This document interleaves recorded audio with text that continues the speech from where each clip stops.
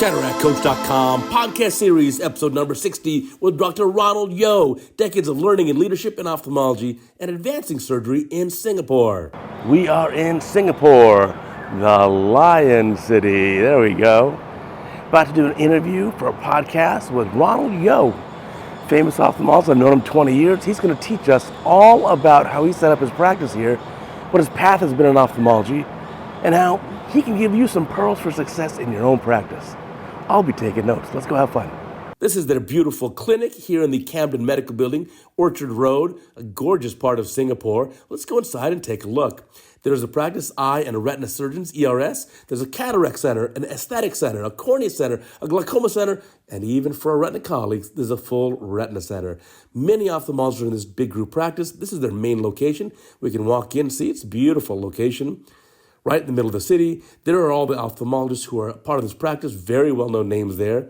And you can see nice, spacious, open waiting room, fantastic staff, very well organized. There's our front check-in desk.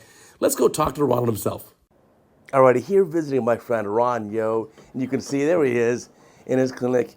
Obviously works very hard, he's got his computer, and of course the slit lamp, you never know.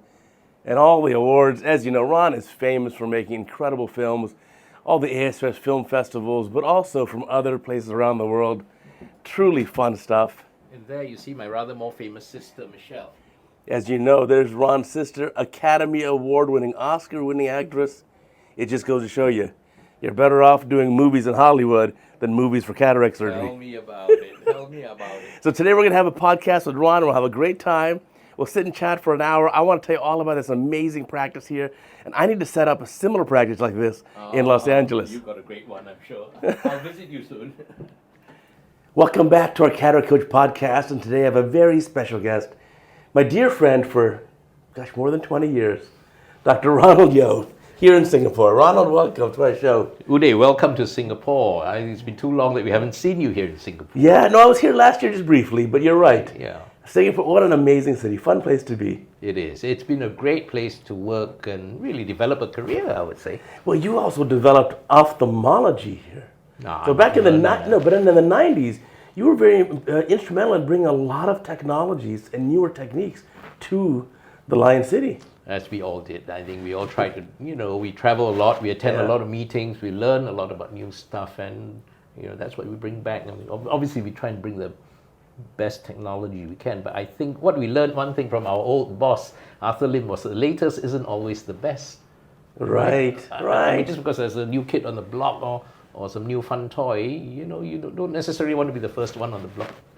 That makes sense. I mean, you want to be a reasonably early adopter, but the first adopters suffer a little bit of that learning curve. And tell me about it. I mean, you don't really want to be a hero with your patients particularly. Right. And this is true not just of machines, but of IOLs in particular. Right, newer designs. Yeah. Let's see how they pan out first. Because you don't know what you don't know with any new lens, right? Right. Well, I always liked your very pragmatic approach. One lecture you gave, 20 years ago, that I really enjoyed was there was a big debate. A lot of young ophthalmologists don't know this, but back in the day there was a big debate whether or not you should have a blue light filter. Oh, yes. It was a heated debate. This was very much a big deal. And I loved your approach. Your approach was you showed the actual science, you showed the studies, and you said, I don't think there's a downside. So why don't we consider it? And I loved that pragmatic approach. Well, Singapore's philosophy is pragmatism. Right? If you look at the political world, you've got elections coming up in the US, you've got two interesting characters as your presidents. But Singapore, our leaders have been very, very pragmatic over the years, and they've had to, because we're a small country and we're not pragmatic about sensible issues. You're going to get lost and swamped by the rest of the world. I think for us as ophthalmologists, some pragmatism is not a bad thing. Yeah, so I loved your lecture. After that lecture, I said, he's probably right. There's probably no downside there. And now I think that 20 years later, that's borne out. Interestingly, at the time, there was one company that was completely against any blue light filters. And now they have OptaBlue, which is a blue light filter. When things are new, I think it's good to be a bit skeptical. For sure. Right? But then you take everything and you don't always believe what industry tells you. Right. And how many times have we been burnt by what industry tells us. So, I mean, you take what the bench data shows and what their pilot studies show, take it with a pinch of salt, and if it makes sense, if there ain't any serious downsides, Consider it. I will try it. But, Yeah. things I don't understand, I don't try. And there are some lens designs out there that I'm not sure how they work, and so I ain't going to use them. That makes sense. I mean, to be cautious, I think ultimately we have to be first loyal to our patients, Tell me about then it. loyal to ourselves and our own hearts and our own brains. Yeah, absolutely. And one thing that's interesting, Uday, is when industry comes out with a new lens that they ask us to put in our patient's eyes, it's you and I who stick our necks out. Right. Take Right. all the liability. Put it in the patient's eye, and what if the patient doesn't like? Do they blame you, me, or the company? Only us. Only us. I mean, we take the can, we carry the can for industry. So sometimes industry doesn't realize that. So I tell them very bluntly, when you give us a lens, just make sure it's well sorted out, Well vetted, and sure. don't overpromise. And some companies will come and say, "Oh, my lens does ABC. It's all singing, all dancing, and no side effects." And you just know it's not going to be possible. So I learned that lesson painfully. Right, we have to balance the actual physics, which we understand, with reality. Absolutely. So to your point, there used to be an advertisement for many of these IOLs that said, "Have your patients see near, far, and everything in between." Yeah. I'm like, really? I don't know if I can deliver on that one. I mean, we're almost there. I mean, but Yeah. I think the point to make also is that there's no such thing as perfection, right? Right. There's always a better lens down the road, whether it's in range of vision or quality of vision. And we all want everything. Right. Right. I think that's our balance now, is figuring out That's range and quality. Yeah, and I think how we get there is now we have a wide range of IOLs available to suit each patient.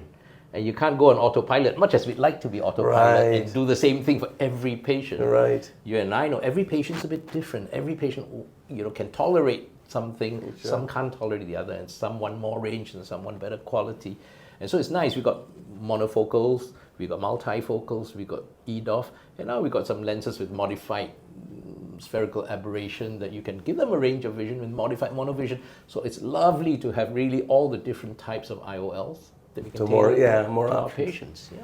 Well, I guess that's the challenge now, is just, how to tailor the right IOL and the right refractive setting to the patient. And it's getting harder because the more choices you have, the more confusing it is for many. And every company makes certain claims. Right. So how does the beginning surgeon, I would say a young doctor that comes out into private practice for the first time, how is he going to decide, what's right for his That's a patients? good question. Right, that's something you should address sometime. Well, I think you should first have, for using an American baseball analogy, your fastball. You've got to have, what's your go-to monofocal lens, and why do you like it? Why is it good in your hands? And then you certainly have to offer some degree of presbyopic options, whether multifocal, trifocal, EDOF, or other. Yeah, mini mono, modified mono. So the list goes on. That's right, and I think as we get older and more experienced, you kind of develop a feel Right. for what's likely to work in certain patient and what isn't. And sometimes we're driven by what will make the patient happiest and cause us as surgeons the least grief. Exactly. I'll never forget one of the first patients I put the trifocal lens, the Alcon's Restore, the very first generation, 10 years ago, almost exactly, 2004, I remember. Put the first one in.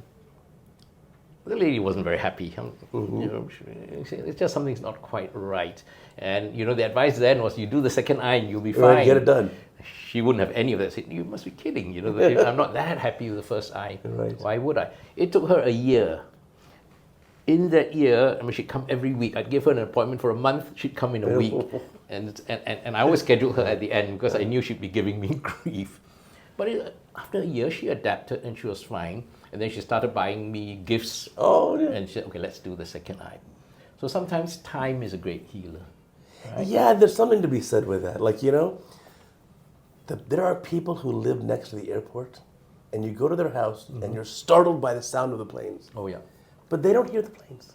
That's incredible. They're so used to it that their brain is neuroadapted to kind of filter that out. Similarly, I think patients really, if you talk to patients who have a multifocal or trifocal lens 6 months or a year later, they're very happy, and they're not at all bothered by any nighttime dysphotopsias. Absolutely true. But it's getting them through that 6 months to a year. Yeah, it's just being patient with them Yeah. and saying, One of the things I've done is, after a few months, if they're still unhappy, I say, look, I could change your lens for you, but you will lose every bit of reading ability you now have. And thankfully, most patients don't really want surgery again to remove it. Most of them will take the advice to wait. And so really to the young people, I would say, just let time do its job. I'd do one step further. If the patient's not happy with the surgery, I say, okay, I'll put the cataract back. Let's go back to the OR. Absolutely. Absolutely. Yeah, it's good to give it time. Yeah, I think that you're right there. Does kind of, it's the tincture of time that helps heal everything. Yeah, and I think it's a mistake suddenly just rush into surgery too quickly. Right. I think another thing that I learned the hard way was that the patient has to want surgery more than you want to give it.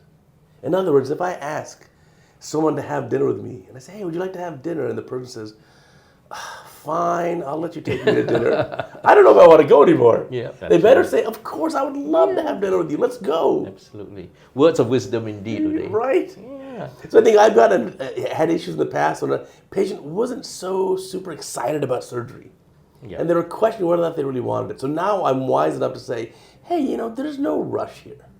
The difference, Uday, is you're mature and you're wealthy. Gray hair. Developed. It's the hungry young surgeon that's always a bit more aggressive, difficult and aggressive and does surgery earlier on. So there's some wisdom to the words that you want to go to a richer surgeon who doesn't need who doesn't need that extra grief possibly, or the extra buck that he's going to make. And we will do what we think you need because I don't want an unhappy patient if you do surgery too early or things don't go right. And when you're doing earlier near clear lens extractions, your latitude for error is very narrow. Isn't there? When we're not even talking about PCR, you're talking about you don't hit the refractive target and you've done somebody who's pretty good, you're going to be in trouble. Right. Self-preservation, my friend.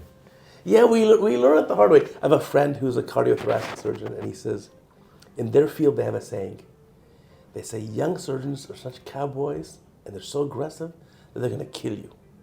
So, and old surgeons are so passive, they'll just watch you die. So he says, the key is to find a surgeon somewhere in the middle. That's right. Who's maybe not super aggressive, not super somebody passive. who's experienced but not over the hill. But yeah, so I guess there's a delicate balance there. Yeah, indeed. And every year I look in the mirror, more and more gray hair, I think, all right, how many years do I got left of this? You know what we should talking one of these days? When should we retire from surgery? I watched one of your podcasts on Sam Maskett. No. I haven't seen that one yet. I saw one where you were saying a young doctor had written to you and said, should he give up surgery because he felt he wasn't very good? And the other end of the spectrum is when we should think about so I interviewed Sam Maskett, your friend also. Yes. And one of the things important in his podcast was he wanted to emphasize that surgeons need to know when it's time to retire. Yes. And so I think that point comes when your partners that you practice with tell you, hey, maybe let me do these cases for you. They'll tell you in a very tactful way. Yes. But I think we shouldn't be afraid to pass the baton. I think that's an important thing. Absolutely. And that's the advantage of a practice like mine. I was just telling you we have 11 doctors here, and basically each year we take on one or two of the people, younger ones in their 40s, and then we groom them and let them grow in the practice. Oh, it's a fantastic way of doing it. Yeah. Yeah, we got to definitely talk about your practice. Now, this is a beautiful setup you have here, and you have some of the big powerhouse names. Obviously, you're a huge name in ophthalmology, but not really. You've got other big names here as well. And how did you have the idea of bringing everyone together to start this type of practice? Uday, it's said that having a group medical practice is harder than a marriage. Because there's so many more partners. Because there's so many partners, there's so many egos to deal with. Money rears its ugly head. Turf rears its ugly head. So what we made sure at the very beginning, three of us started this practice right at the very beginning.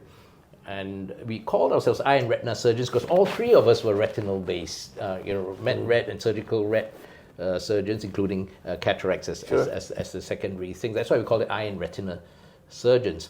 But along the way, as we grew and we developed a reputation and we got better, we found that when people wanted to leave institutional practice and come into the private sector, the better ones would approach us first to join. And we take the better ones, but on one condition, that they really followed our ethos of practice. So somebody may have been very good, top surgeon in his field, but if the philosophy was wrong, we wouldn't take them. What's the ethos? But the ethos is that you do things right for the patients first. Of course. And you're not doing it just for the money in private course. practice. Treat the patient well, Right. get good results, and the money will take care of itself. It's so true. And those are all lessons we learned over the years. And if your main objective in coming out into private practice is just to make a ton of money, and that's the wrong philosophy. That's the wrong type of. And you heard this. Some people in practice are very commercial. They do excessive surgeries or unnecessary surgeries, and that's the sort of thing we didn't want to have here. Right. So we tried to make sure that we were known as an ethical practice, and we would turn away a patient rather than just do it. Right. For the wrong It takes reasons. you 10 years to build your reputation. It takes you 10 minutes to lose it. Absolutely right. Absolutely. So we were very mindful that that's what the philosophy behind the practice. So and over the years, every year we get a few people approach us. We're thinking of joining you, and we give everyone the courtesy of a meeting over drinks and informal chit chat with all of us. We talk to them about life, what they do, what the balance is, and we see whether they will fit into our philosophy of practice. Sure. And when they do, then we offer them a position with us. And of course, over the years, you need a blend, right? As you can't just take all the superstars, the whales. Right. You have to have everyone. So, and you need some younger ones who are very good as well. Right. And let them grow within the practice. So we need some renewal in the practice as they go. So over the years, that's what's happened. So we had good people like Donald Tan, Sun Fek Chi, and Adrian Koh. They all, grew the practice. Right. It's an amazing setup now. So you said 11 doctors here, 2 locations. We now have 3 locations. 3 locations. Actually, yeah. So this is our flagship. So I try not to move too much because you're charging around. Our traffic's not as bad as LA, Yeah. but still. But still, we prefer to the senior ones among us try and stay here most of the time. We opened the second clinic really for the younger doctors because they have a lot of friends in that practice in Novena, and so that's doing very well. We just expanded to larger premises. Okay, apologies Okay. for That's that. okay, no worries. All good. I was back in South Africa for a moment. I was there last week and they had power failures rationing interesting. in South Africa. But yeah, so over the years we've grown and we've got another 2 or 3 more scheduled to join us this year. Oh, wow, fantastic. Growing even more. Yeah, so we are low on, we don't have a pediatric ophthalmologist. Oh, sure. Strabismologist. Ophthalmologist, Yeah. all the slightly tricky Right. patients. So we're looking at those. Oh, it'll be fantastic to get everything under one umbrella, one roof. Yeah, and the advantage of that is we don't have to send patients away. But up to date, if we have a patient that we feel will be better served by somebody outside our group, we always send the patient away and not try to keep the patient just for the revenue. But I think we always do what's best for the patient, even if it means referring the patient out. Oh, 100%. I've learned that long ago. In our practice, same thing. If a patient's better off served by a different surgeon, just tell the patient, I think the best option for you is a different surgeon or a different location. And I think patients appreciate that at the end of the day. And again, it's the younger patient who's perhaps worried about paying the bills. Yeah. And they're worried about that. And they may not refer it on so easily. But important lessons to learn here. Yeah, absolutely. Uday, I'm going to ask you back a question since you're asking. You and I are kindred spirits. We love cataract surgery. Yeah, for sure. And we love teaching. Yes. So I wanted to ask you how you started all this CataractCoach thing. And I was telling you just now, I make 1 movie a year for the film festivals. You make a movie every day. One every day. What drives you? How do you do that? It's a lot of work. As you know, it's a lot of work. Yeah. I was always interested in teaching, especially young residents. So I was professor at UCLA for many years, from 2000 to 2022. I did it for 22 years. In 2022, I passed the baton. So I actually retired from that Right. at the ripe old age of 52. Oh, yeah? And so passed the baton to the next generation. Yeah. But I wanted to continue my teaching activities. So back about 7 years ago, I started with the idea of let me just make an organized website with all the videos. Because you and I have had teaching videos online, if you look carefully, for more than 20 years. Back in the old low-resolution video days. Tell me about it. So now I just decided, okay, at some point, I want to do a new video every day, and I want to have it in a website. I want to have it very well organized. And so I started that, more than 2,100 days ago. So now we have 2,100 videos and growing, new one every day. Did you start with a daily program as well? Or do you start monthly or weekly and then go do daily? I said I want to do a new video every day. Amazing. And so it was initially a lot. It was so difficult to do. A new video every day is a tremendous amount of work.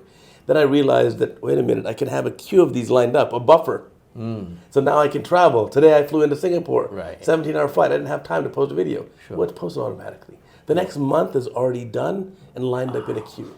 Amazing. And so it'll automatically post. And so we're doing our podcast, we're recording this. But I don't have time to do this. What's your answer to that? You know, when I tell people make a movie, record all your surgeries, Right. edit them the same day, then you make movies or do this. So where do you find the time to edit and do it? There's a saying, American saying, if you want to get something done, ask someone who's busy. They'll do it. Because the busy people are always working, they're always doing something. So there's not a whole lot of downtime. I can confirm that on the flight over, my laptop battery did last 12 hours. I can confirm. It's making the time, isn't it? If you value it and you want to do it enough, you'll do it. If you want to do it, you can do it. But is it easy? No, if it was easy, everyone would do it. No, that's right. So I'm probably like you. At the end of the day, I'm there editing. You have to. I do my biometries, I do my editing. Right. End of the day. And Well, yeah, sometimes other surgeons are surprised that I still, like you, look at every patient's biometry myself. Absolutely. And make my own surgical lineup list for the next week. I can't allow someone else to choose the IOL power. That's crazy. Absolutely. And it's the editing, it's not just the editing, it's also the archiving and indexing of your video clips. All that, yeah. Right? I mean, it all takes time. Right. You know, but I enjoy it, you enjoy it. But now I've amassed a neat thing. So like even now, all the pictures I use, still pictures, still photos, which I'll use in the videos or I'll use as a title slide. I've saved them all with very descriptive terms. Yep. So now I can go to my big folder that has 10,000 original photos in it. Right. And I can search Argentinian flag sign. And here are 20 original pictures that I can use for any article or video, whatever I'm making. And they're all mine. Fabulous. So it's a way of organizing. Similarly, to give a lecture now, people say, oh, can you give a lecture about, sure, any topic you want. I have all the videos. Yeah. And I've changed my lecture style too. Oh, yeah. So I don't have any PowerPoint slides. Ever. Really? Okay. Just movies. Is it? Oh, so if they say give a lecture for 12 minutes, I'll make a PowerPoint slide that's 11 minutes, 45 seconds. I mean, a video file, 11 minutes, 45 seconds. And everything's incorporated into the one file. Video clips, any slides, any words, and just hit play. And then I'll just talk. And so I'll never be a minute over even. Fantastic. Fantastic. Well, you've organized so many of these meetings internationally even. You know one of the big challenges is keeping the surgeons on time. Absolutely. Absolutely. I don't know. I mean, over the years, I've developed the technique where, you know, I've got a lecture that I can give in 10 minutes, 5 minutes, or 15 minutes, or 20 minutes, just depending on how quickly I go and what I skip and what. Right. And last year's APA CRS in Singapore, I introduced a new masterclass. And you know how it's challenging to refresh your program every year. And this masterclass was called What They Don't Teach You in Residency. Oh, fantastic. And I'm sorry I missed it. Well, it was fun. Well, I didn't know whether anyone would come. You know, everyone comes for technical sessions on how to do this, how to do that. So this was new. I got Graham Barrett to talk about how to achieve lifestyle balance and yet achieve what he's achieved in life. Which is amazing. Right? I got somebody, Sun Ping, talk to us about how to be a better surgeon. Wow. I got Sri Ganesh, how to talk about innovation. And I gave a talk on how to deliver a memorable lecture. Oh, give us the key points. Like you and I, we've heard too many crappy lectures in our time. And I don't know, you have to come to my lecture. I'm giving it in Kolkata. Oh, I will see it then. In the AIOS, they invited APA series to run a session there. So I said, let's reprise that session on what they don't teach you in residency. So we've got about 5-6 talks from that session. I will be there. It's fun. And I have to say that, you know, people came and everyone said that was the best session they actually attended, because all the other scientific sessions, you've heard them before. You know, well, and some of these things, like where they didn't teach you in your training, these are very difficult to learn on your own. Exactly. And the day you graduate out of residency, you're expected to stand at the podium and speak like Bobby Osher or speak like you know. It doesn't happen, you know. It's tough. We all started off nervous, and you know how do you give a talk, and you know how do you organize an eye conference. Right. You know, they never teach you that.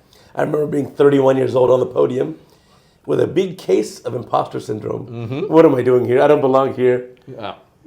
Yeah, when we start, we're all insecure. I know you got all the big names flying around you and say, gee, you know, it's not easy. But, you know, we all get there in the end.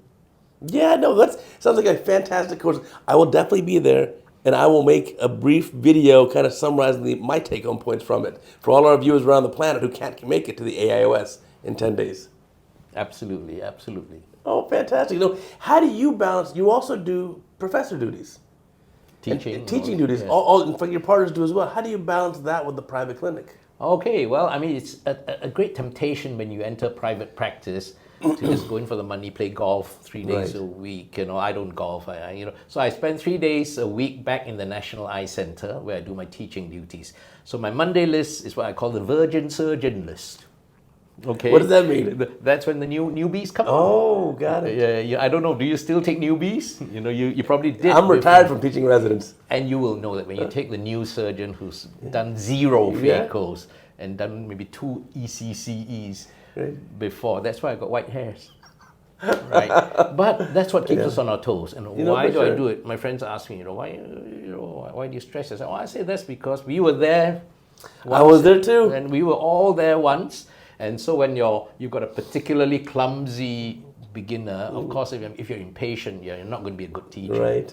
And most of us I keep myself grounded by saying, I was there once. Yes. And that's a rather stupid thing he did, but as long as they learn, you teach them, okay, that wasn't the way, and you do it. Right. And they're appreciative of it. And you've seen some impatient teachers who just, give you grief. Right. No, I taught the first phaco to 8 residents a year for 20 years.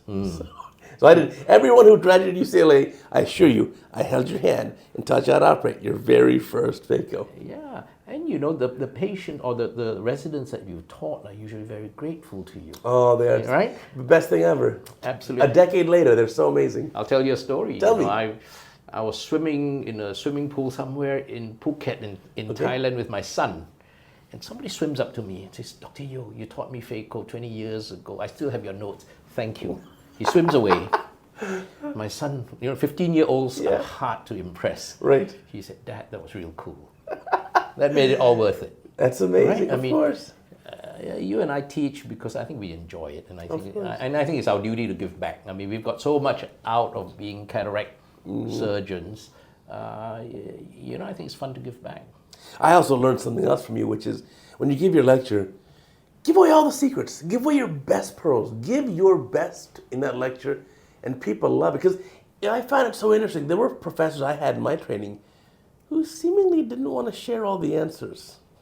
Yeah, I didn't know that was still the case. I mean, in the old days, you're absolutely right. There were people who didn't want to spread the word or teach how people do better jobs in case they threatened your livelihood. Right. We learned from Arthur Lim again. He said, if you just teach well, people are not going to not come to you. Of course. And more people are going to be grateful to you, So, anyway, the world's a big place, Quick thought about cataract surgery. Tell me. In the old days, I used to do retina and all sorts of things. The last 5 years or so, I've graduated to only do cataract surgery. So you could criticize me for being a one-trick pony.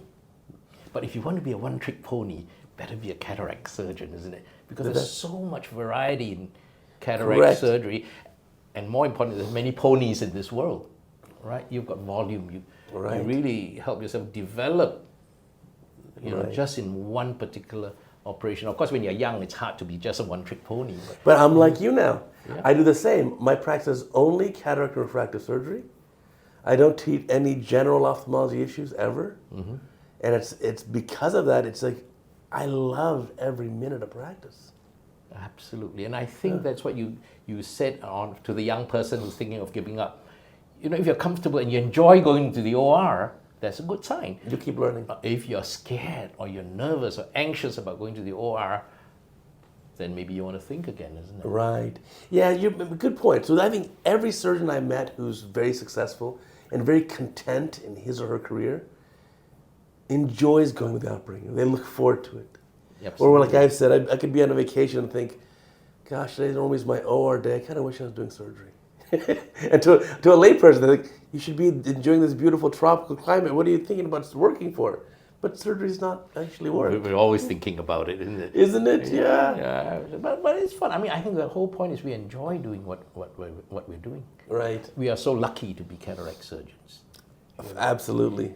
what's it given us? It's given me friends all over the world like you. Right. Which we never would have met if not for the sort of cataract forums Right. and meetings that we've been in. So I could honestly say I have a friend in every part of the world. Yes. And we can go somewhere and give a phone call, you know. And that's something we don't realize. You know? Well, just like we did for this. I emailed you and said, hey, you know what? I'm going to stop in Singapore for 24 hours. Let me do a podcast with you, have dinner with you. Let's enjoy. It's wonderful. Yeah. No, it's a nice small world. But I think also super specializing gets you such a deep level of expertise Yeah. that I'd have a hard time doing otherwise. Because I look at the other fields of ophthalmology even. Yeah. I would be lost if you showed me an A pattern or V patterns for business right now.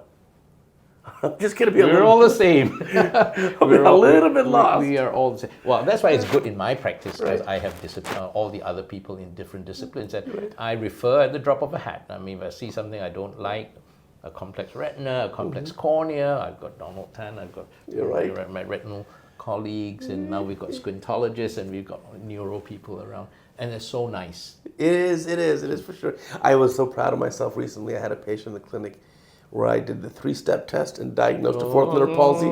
I said, yes, haven't done that in 20 years.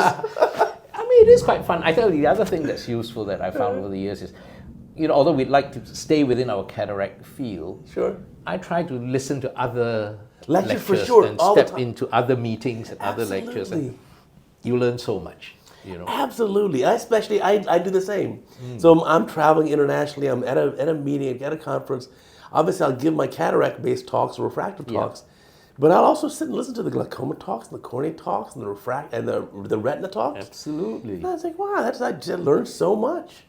Yeah, because, you know, much as we like to be pure cataract surgeons, you know, we don't live in isolation. We're not an island. You know. But I do like that idea. Yeah, certainly, it's okay to evolve your practice. So when you first start off, yes, you're doing a wider variety of ophthalmology. Maybe you're incorporating some medical retina. Maybe you're doing all general ophthalmology. Maybe you're even doing refractions and giving spectacles and contacts. But then as you get more and more progressive in your career, you can evolve that into what your pure interests are. Absolutely. Absolutely. So what's going to be in the future then? You're going to you're happy doing just the cataract, refractive? Oh, I think so. At my age, you know, I'm very happy doing cataract. There's enough things keeping us going. Right. You know, almost every month or two, we have somebody coming in. Would you try my lens? Would you try my phaco machine? Yeah, new technologies. This and that and this and that. So it really keeps us on our toes and, you know, keeps our focus. We are only in cataract. It's really very focused and very fun. And besides, we make movies, we teach people, we attend conferences. So really, my day is full. Yeah, living your best life for sure. Yeah. So you were saying, okay, your Mondays is your newbie surgeons. Yeah, and then I do 2 other clinics in the National Eye Center to see the normal non-private patients. And the rest of the time, I'm in my private. Oh, gotcha. So basically, one day a week in the operating room with the residents. Yes. Wow, that's fun, but it can be very stressful. Tell me about it. No, but it's good. I mean, residents do things that you and I would never imagine. Yeah. Possible. Like one of them injected an IOL into the cornea. Intrastromal IOL. Wait. How? How do you do that, right? That's because when they injected the lens in, they didn't get the plane into the anterior chamber. The tip of the nozzle went intrastromal, and the lens actually created a pocket and went into the I've never seen this. Yeah, I know you've never seen it. I need a video. I need a video for CataractCoach. I've seen it all, because if you take residents, you will see it all. Right. And I was chatting to somebody because it was the end of an operation. You're just putting the lens in. Yeah. I'm struggling a bit with this lens. I said, no, stop. So he created a false channel.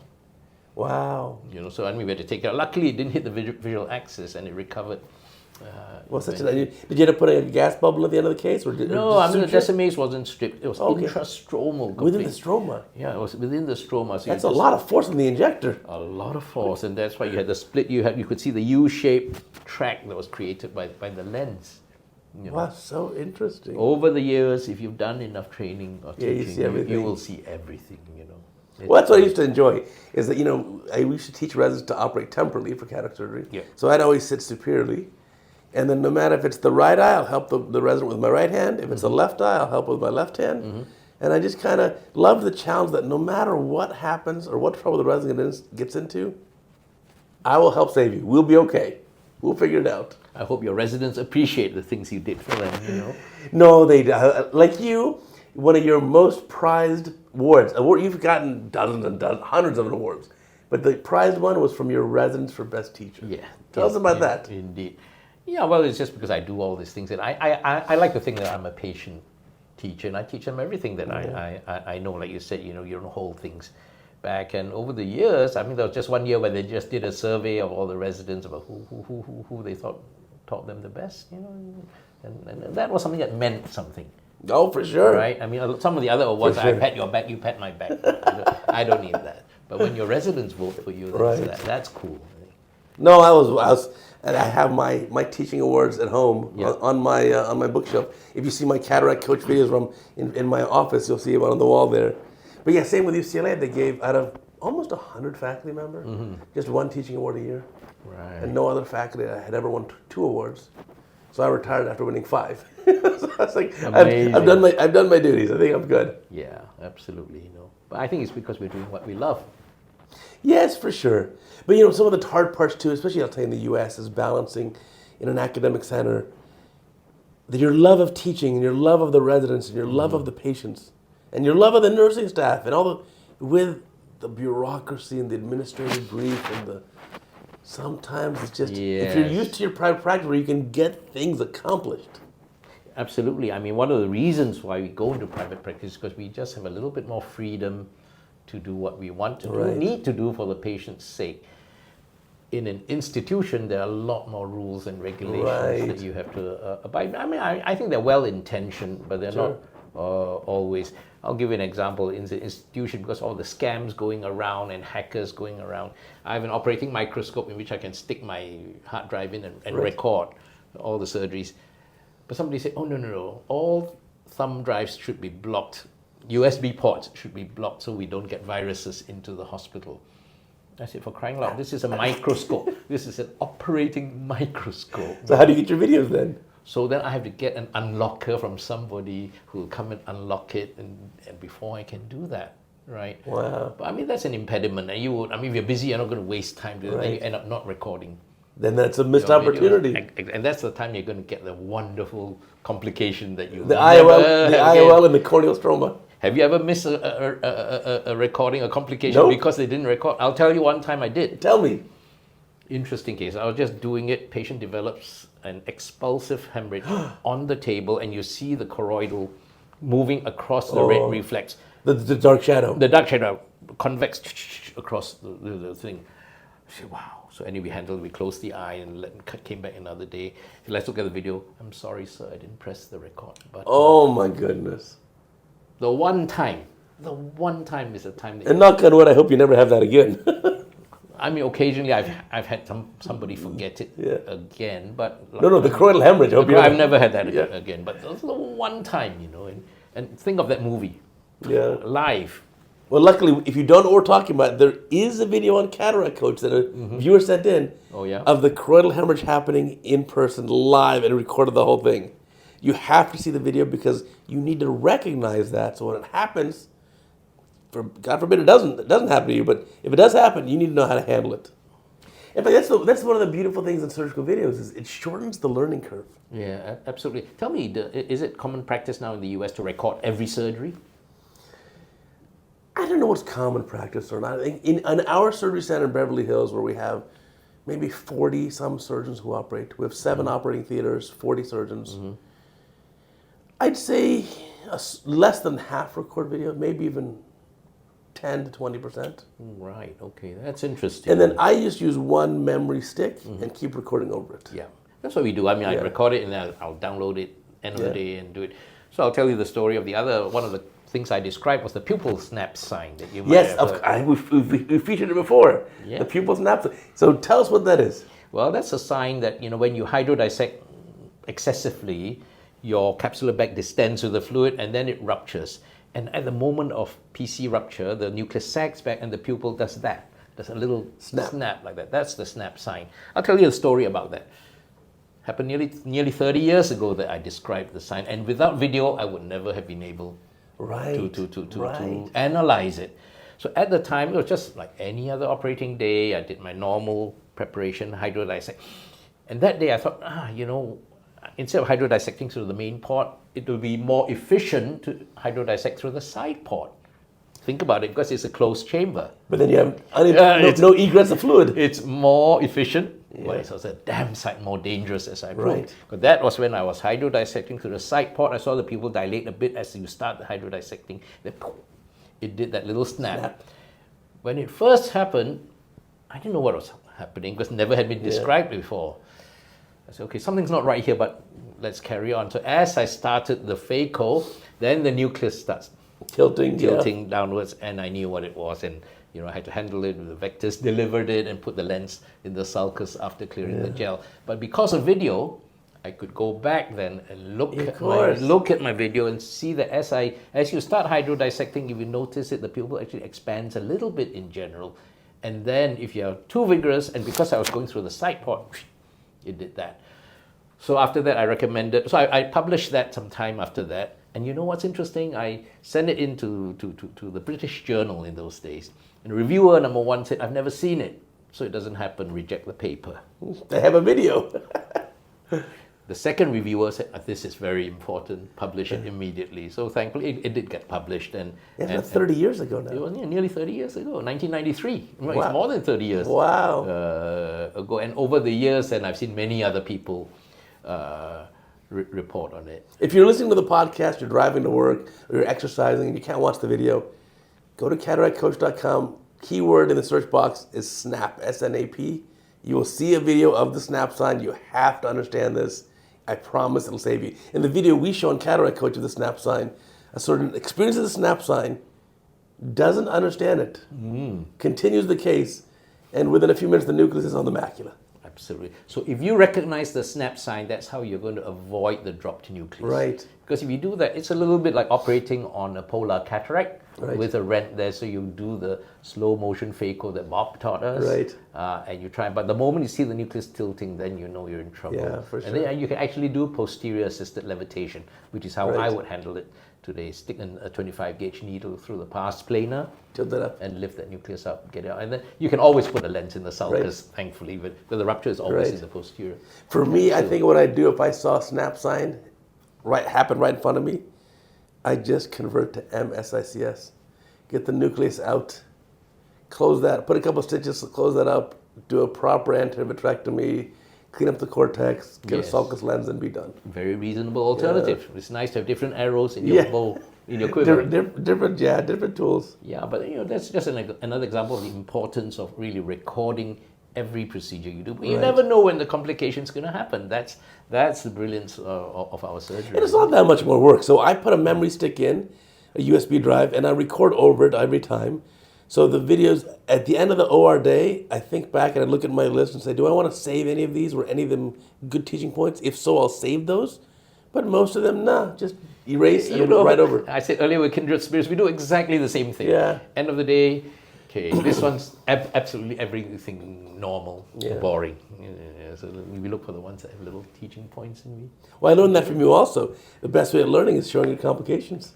Yeah, in the old days, a lot of people never showed complications. Do you know that? Yeah, I was actually with a meeting with Bob Yeoh. Yes. 2 weeks ago in Tampa, Florida. Yeah. And he was saying he was one of the first people to show complications on the podium, maybe 30, 40 years ago even. Yep. And was absolutely ostracized for it.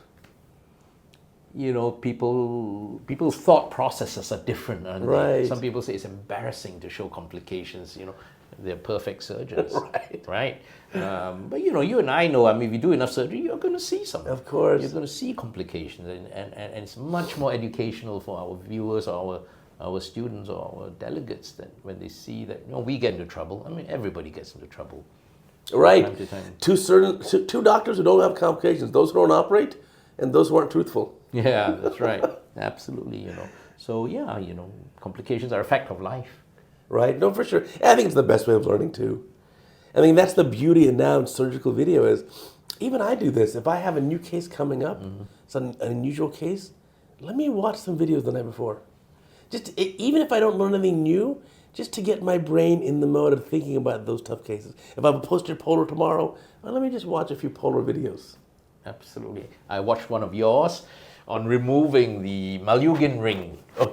You showed a technique where you put the hook in onto the straight part rather than hooking the little. I thought it was innovative because sometimes it's devil to get that Right. that loop out. So absolutely, I mean, I pity a little bit the people from 30 years ago before they had YouTube. Right. If you think about it, we're lucky we live in this age where we can watch something. Really, you can find anything online. 30 years ago, you didn't have that, you know. And now you get it in high definition on your phone, anywhere on the planet, basically. Absolutely. You can watch it. Yeah, and that's the great way of learning. It does really shorten the learning curve, and I think the neat part is we're able to teach, like, we can help millions of people. We can help millions of patients by teaching thousands of surgeons. So now the snap sign, there's almost no excuse. If you're a CataractCoach subscriber, and there are now like 62,000 CataractCoach subscribers, you got to know the snap sign. You got to know it. Yeah, it's a small thing. You know, more people actually under hydrodissect than over hydrodissect. And actually, what's interesting is from the snap sign, it developed my interest in hydrodissection. Right. And I actually give quite a nice talk on hydrodissection that shows what's hydrodelamination. And I now use the new technology, the IOCT, to show what hydrodissection actually means. And I show the fluid going around and the different layers and the difference. So, I mean, from the snap sign and the filming of it thereafter, and also the development of new technology like IOCT, you bring everything together and it becomes a wonderful story. Right, better way of learning it. In the old days, we could never have seen this intraoperative OCT. Nobody had ever seen what hydrodissection had looked like. If you think about it, you only see the wave, and that's from the top view down. You never see it inside view. And IOCT, you know, IOCT is interesting because it was designed for corneal surgeons and macular surgeons. So when I spoke to Zeiss, who had the Lumera 700 rescan system, I said, what about cataract surgery? And if you look at the brochure, there's no mention of cataract at all. So I said, I will work out how to use the IOCT in cataract surgery for you. So I spent the last few years doing that, documenting all aspects of cataract surgery from the side. Oh, so interesting. And I just been a different way of looking. And that won a Best Film Award in Oscars. Oh, it's fantastic. A few years ago. Yeah. And you know, it's interesting how it has applicability to today. I'm working with a company now called Horizon Surgical Systems. Fully automated robotic cataract surgery. Okay, wow. And it uses intraoperative, real-time, high-frequency OCT. Wow. So if you look at a human eye, what can we picture? 25 to 30 frames a second, for us it looks fluid. You watch a movie on YouTube or Netflix, it's 25, 30 frames a second, and you think it's totally fluid motion. Yeah. So that's our best is, let's say, 30 hertz. Yeah.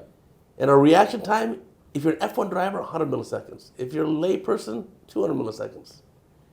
Now you can have a machine that can have instead of a 30 hertz, view rate, they can have a thousands of hertz view rate. And instead of 100 or 200 millisecond reaction time, we can have a 1 millisecond reaction time.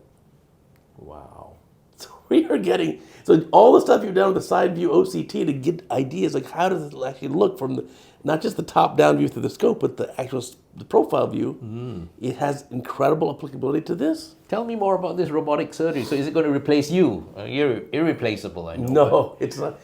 It's designed for 90+% of your clinic kids, which is routine cataracts. Yeah. I'm impressed how much. Wait. Now, is it a diagnostic tool or surgical tool? Surgical. Surgery is to do the surgery. Let me first give a quick disclaimer. Yeah.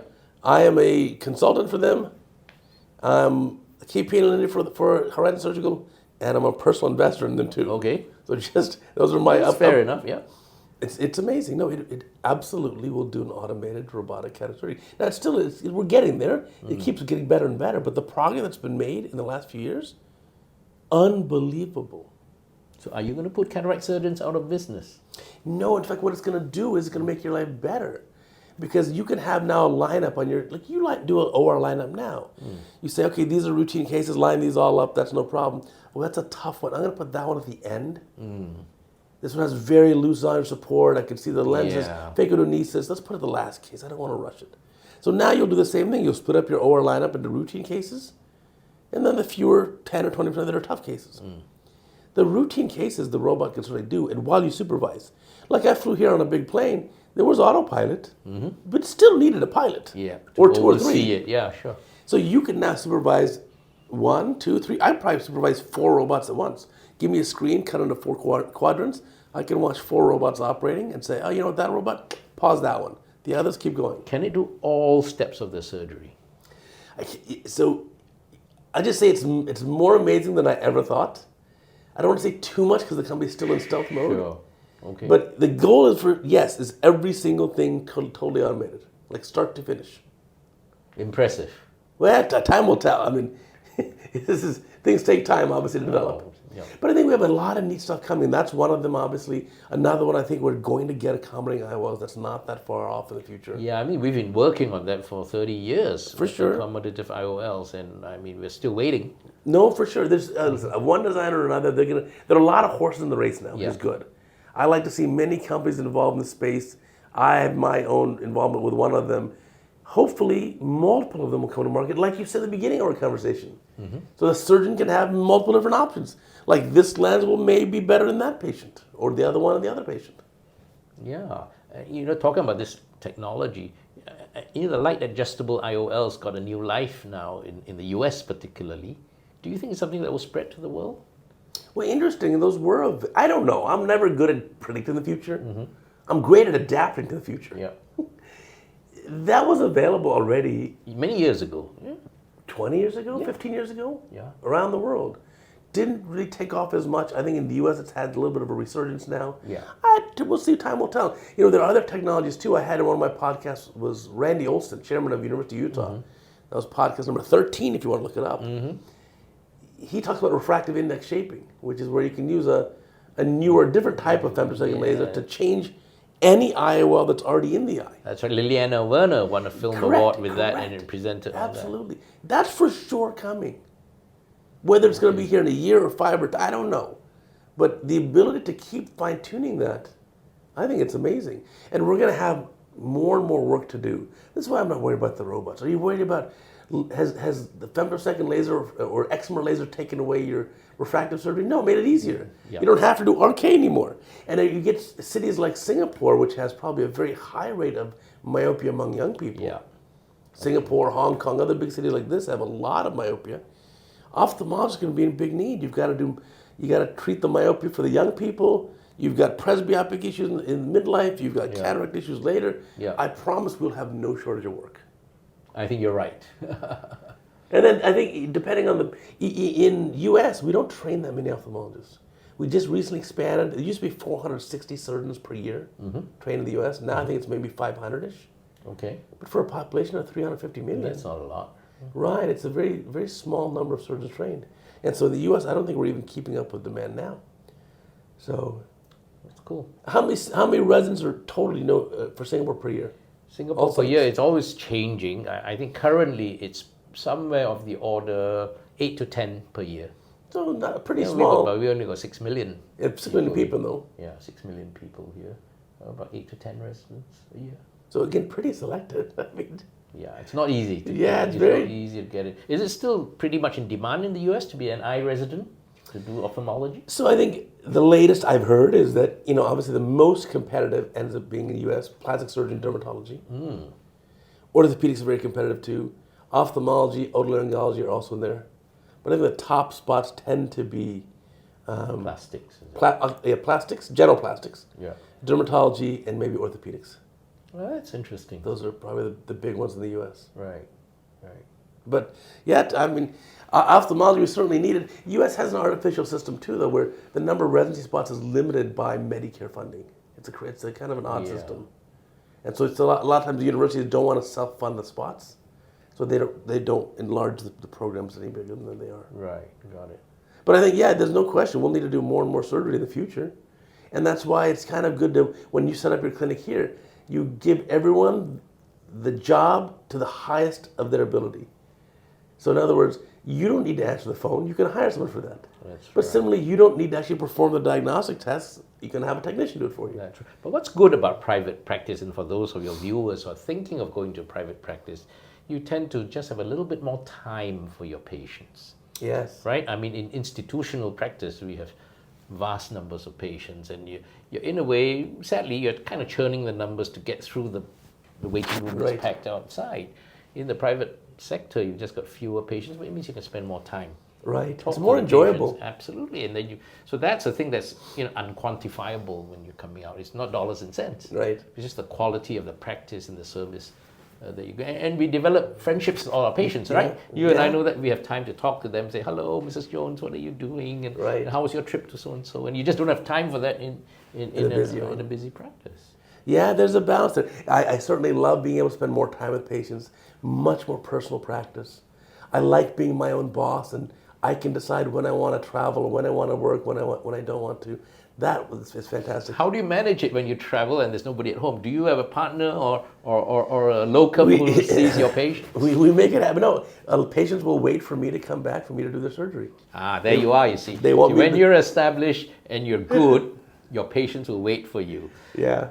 When you're young, you're maybe not so established and not so secure, you might be more worried about traveling. Don't be worried if you're young. Yeah. We were all young. Absolutely. Like I said, the first time I was on the podium, age 31, giving a lecture, I had the biggest case of imposter syndrome. I said, what am I doing here? I don't belong here. And now it's like look at you. Now it's second nature giving lectures. It's so easy. It's fun. Yeah, absolutely. But the other challenge too that we don't sometimes talk about enough is in private practice, patient demands can be a lot higher than in a general, That's interesting. academic center. I don't know that's necessarily true in Singapore, Singapore, you have to know your population. So in Los Angeles, when I was teaching my UCLA residents, we were in a county facility, like almost a charity type hospital. Yeah. And so we spoke mostly Spanish, and my Spanish is very good. Yeah. Because that population we have in Los Angeles is probably 50% Spanish speaking. Yeah. And those patients were so grateful. You can have a tough residence case. Patient came in with a white cataract. So pre-op vision was either hand motion or wind perception, depending how fast you move your hand. Right. And so the patient has no vision. You do the surgery, the patient ends up with even a complication. A sulcus lens, a little bit of vitreous traction, a little bit of chronic cystoid macular edema, overall vision 20 out of 50 vision. And the patient says, oh, thank you, doctor. When can you do the other eye? Wonderful. And you can be in private practice and the patient's beautiful result. But, Plano minus 75 at Axis, so the patient's like 20, 25, and the patient says, it's so blurry, when's it going to be good? I'm done, right? I'm glad you got patients like that as well. So we have some of those as well. The ones who should be grateful are not. Right. And those who really should be suing you are grateful, right? Sometimes. But I tell you what I was alluding to just now was that I find actually my private patients have been very good. It's actually what we call the institution patients in Singapore who are sometimes just a little bit, how should I say it, demanding. Right. They feel very entitled. I'm not in private practice, but I'm part of the government system, and you should give me the best possible. And I found that sometimes they've been the harder ones to please than my private patients. So I can understand that. That's paradoxical slightly. Yeah, I can understand. Yeah, it sort of depends on you. You have to know your population. You have to know your But practice. when you're talking about somebody who's got really bad cataract, that's, for sure. When you do those, they're usually grateful. But it's the ones in between, that are a little bit more challenging. It can be for sure. But I mean, that's all the fun of that's the whole fun of evolving our practice and learning how to deal with this. Absolutely. That's the stuff they don't teach you in residency. Absolutely. And I'm going to learn more. So you better come and join my course. When I next do it, I'll get you in. I'll be there 100%. So that's going to be the AIOS. I will make a video of my own personal take on your course.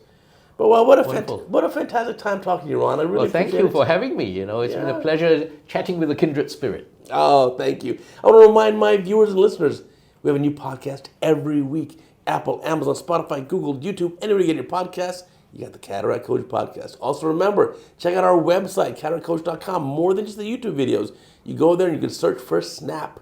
Remember the SNAP sign? You got to learn it. Also, choroidal hemorrhage. You've never seen one? We've got a video of expulsive choroidal hemorrhage. Hope you'll never have it in real life. Anyway, we will catch you guys next week.